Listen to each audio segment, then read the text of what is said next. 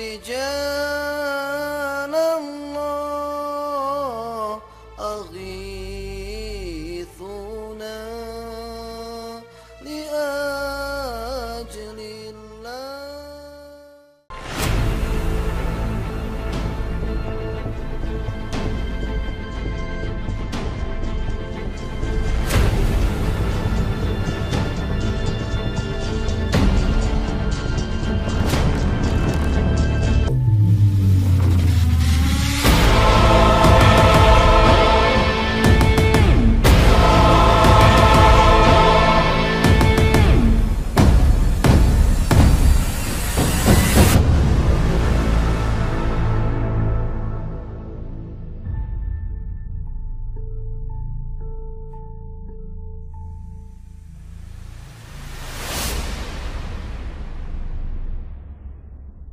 Wali Paidi bagian ke-11. Ditemui Nabi Khidir lagi. Anak buah Gohel yang berjumlah 7 orang ini lebih heran lagi melihat pemimpin mereka terduduk dan menangis tersedu-sedu di hadapan Wali Paidi. Tanpa dikomando mereka mendekati pimpinan mereka dan membuat pagar betis melingkari Wali Paidi dan Gohel. Mereka berdiri melingkar menutupi mereka supaya orang-orang tidak tahu kalau pimpinan mereka menangis. Mereka malu kalau orang-orang melihat pimpinan mereka menangis. Masak pimpinan preman kok nangis? Wali Paidi menepuk-nepuk pundak Gohel, dan menariknya untuk berdiri lalu berkata, "Udah mas. Aku sama sampeyan ini masih saudara jadi gak usah sungkan." Gohel berdiri dan mengusap air matanya, kemudian merangkul Wali Paidi. "Makasih, mas," ucap Gohel kepada Wali Paidi. Mereka lalu bersalaman diikuti seluruh anak buah Gohel juga bersalaman kepada Wali Paidi. Suasana menjadi cair kembali. Tidak lama kemudian suasana jadi akrab. Seakan Wali Paidi dan gerombolan Gohel ini adalah teman yang sudah lama kenal.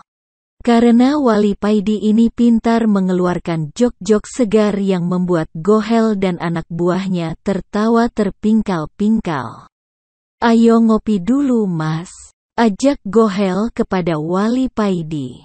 "Monggo," jawab Wali Paidi. Mereka berdua dan seluruh anak buah Gohel menuju ke warung di pinggir jalan. Setelah mengambil tempat duduk mereka memesan kopi, anak buah Gohel menunggu di luar warung. "Mas kalau bisa sampeyan berhenti malak orang, kasihan gurumu mas," ucap Wali Paidi. "Iya mas, saya akan berusaha mencari kerja yang benar. Doakan aja," sahut Gohel. "Jangan sampai perguruan sampeyan itu menjadi singkatan perguruan sakit hati. Gunakan kepandaian silatmu itu sebagai senam untuk kesehatan. Itu yang cocok untuk zaman sekarang ini.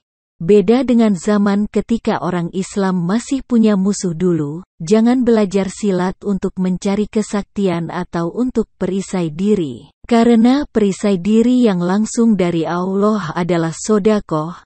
Belajarlah silat hanya untuk kesehatan, maka kamu tidak akan mencari musuh atau dicari musuh," kata Wali Paidi. Sambil nyeruput kopinya Wali Paidi berkata lagi kepada Gohel, "Kalau belajar silat untuk mencari kesaktian atau kekuatan jadinya ya seperti ini, sesama saudara seperguruan tawur.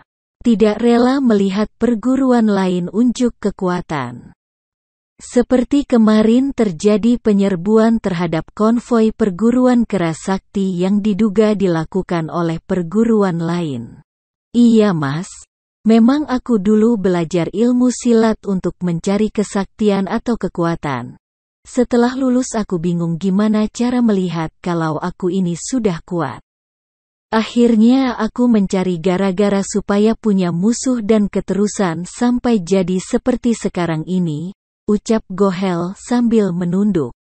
Setelah ngobrol-ngobrol yang cukup lama Gohel ini akhirnya terbuka hatinya, mengerti tentang apa arti hidup ini, mengerti manusia itu tinggal menjalankan peran dari Allah.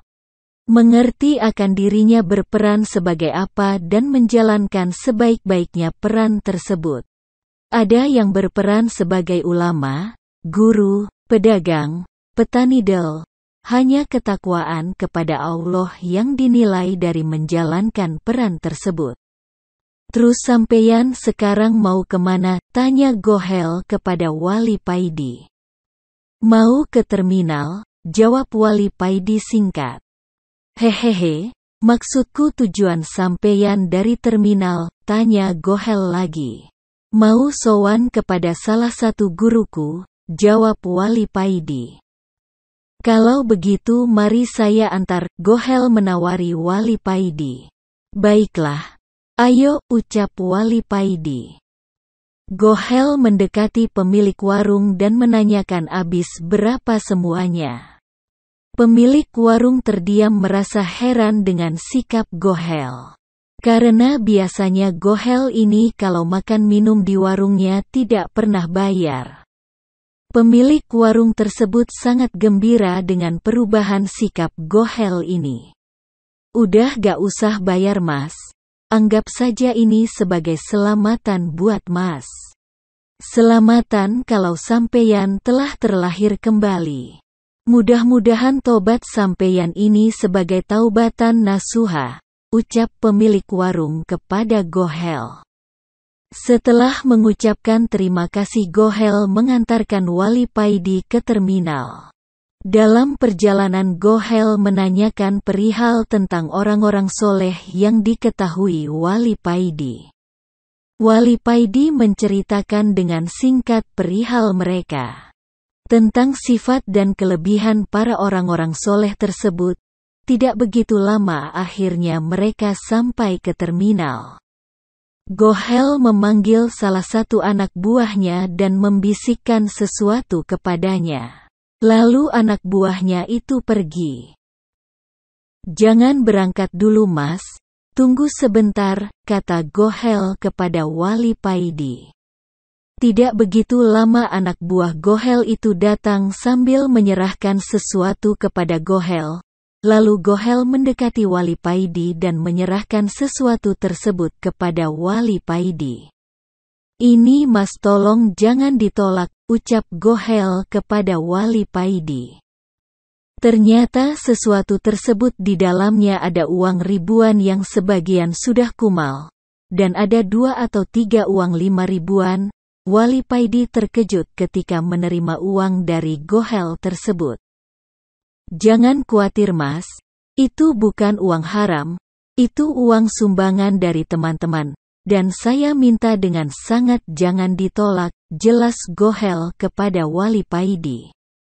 Wali Paidi menerima pemberian Gohel tersebut. Setelah bersalaman Wali Paidi naik ke atas bas. Masih banyak bangku kosong. Wali Paidi mencari tempat yang enak buat duduk. Akhirnya Wali Paidi memilih tempat di tengah. Setelah bas baru berjalan, tampak pedagang rokok naik ke atas bas menjajakan dagangannya. Ketika Wali Paidi hendak memanggilnya, si pedagang tersebut sudah menghampiri Wali Paidi dan menyerahkan sebungkus rokok Ji Samsu dan berkata, "Ini pemberian dari Mas Gohel sebagai rasa terima kasih." Begitu juga dengan pedagang-pedagang yang lain. Di dalam perjalanan mereka semua mengasihkan satu barang dagangannya kepada Wali Paidi atas nama Gohel. Mulai penjual minuman sampai penjual kacang, bahkan penjual bolpoin 2000 dapat 3 juga menyerahkan bolpoinnya atas nama dan rasa terima kasih Gohel kepada Wali Paidi. Ketika Wali Paidi mau membayar karcis bas, Pak Kondektur juga membebaskan Wali Paidi atas nama Gohel juga. Wali Paidi hanya geleng-geleng kepala.